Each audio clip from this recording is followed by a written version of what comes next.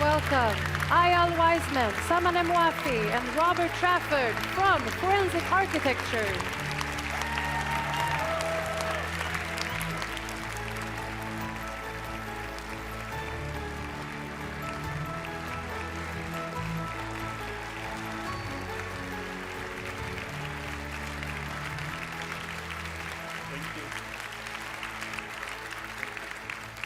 This is a really beautiful thing. I think our team can make it work again within a couple of weeks. I know it's been guns. This is metal that is taken from guns, so we'll have to build something else with it. Thank you. It's really difficult to be celebrated these days.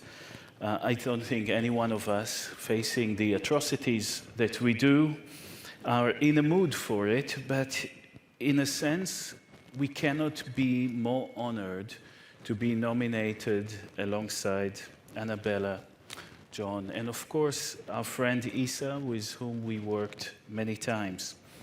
We hear a few, 5 or so of us here today, but forensic architecture members are many and come from many places and take part in many struggles. We are bounded together by an organization called the Investigative Commons, and just like a commons, it is a way of working together with our affiliated groups in Berlin, which we have founded together with ECCHR, in Mexico City, Bogota, Rio de Janeiro, Paris, Athens, Beirut, and of course, in Ramallah, in occupied Palestine, where the first of our off-site offices has been created together with Al-Haq. We've worked together in the past 14 months on documenting meticulously, or as meticulously as we could, it's a very painful reality unfolding in Gaza. We have documented and researched the genocide going on in there, and while we are honored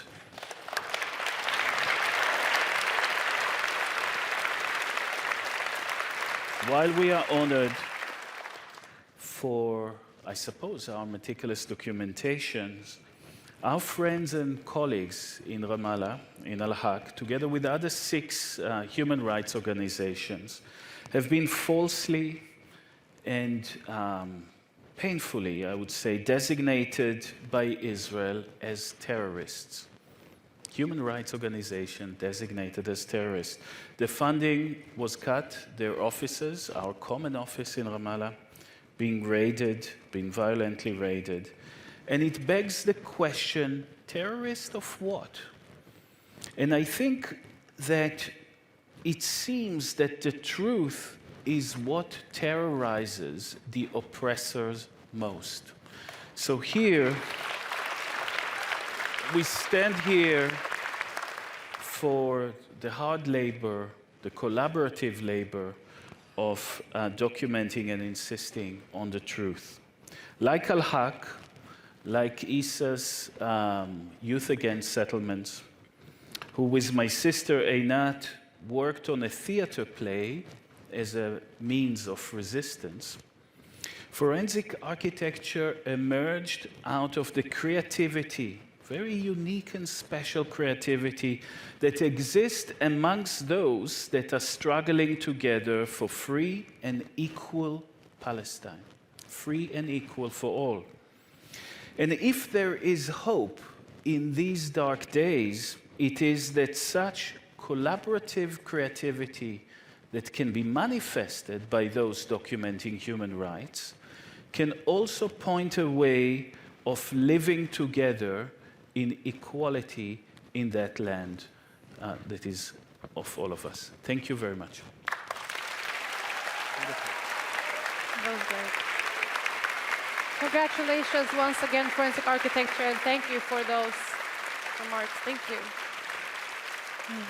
Samaneh Moafi, if we start with you, how would you describe the importance of investigating the past and especially traumatic events?